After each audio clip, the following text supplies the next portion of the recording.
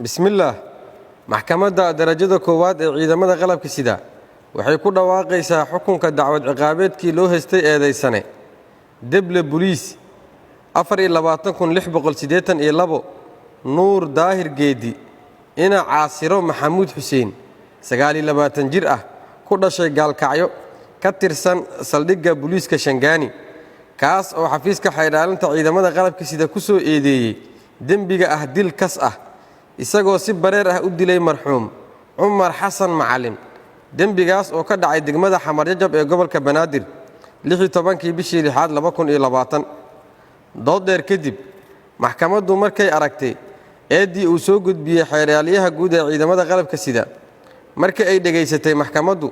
qiraalka eedeysana nuur daahir geedi uu ka hor cadeeyay garsoorka hortiisa in isagoo sigaar ka iibsanayo marxuumka ay xabad ka dhacday qorigiisa sababtay geerida marxuum Umar Xasan Macalin markii ay dhageysatay maxkamaddu marxaatiyaashii la hor keenay midna ay u weydiisay marag furkooda waxay maxkamadda ka hor cadeeyeen in iyagoo la joogo marxuumka uu imaaday eedeysanaha oo wata lacag shilin Soomaali ah uuna u dhiibay marxuumka kadibna marxuumku uu ku dhahay lacagta way jeexan tahay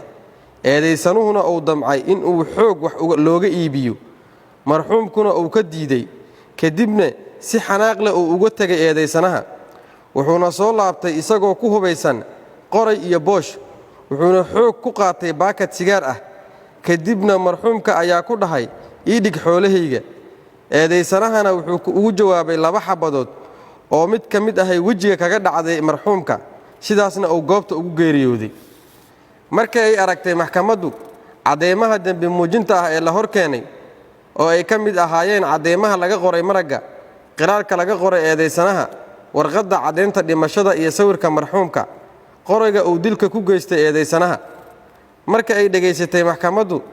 doodii u dhaxaysay dhinacyada kala ah xeeryaaliyaha guud ee ciidamada qalabka sida iyo qareennada difaacaya eedeysanaha sidaa darteed maxkamadda waxaa u cadaatay in eedeysane deble booliis 24,682 nuur daahir geedi uu yahay dambiile galay dambiga lagu soo oogay waxayna maxkamaddu ku xukuntay dil toogasho ah oo ah qisaasta marxuum Umar Xasan Macalin cidii aan ku qanacsanayn xukunka maxkamadda waxa uu furan racfaan wabillahi tawfiiq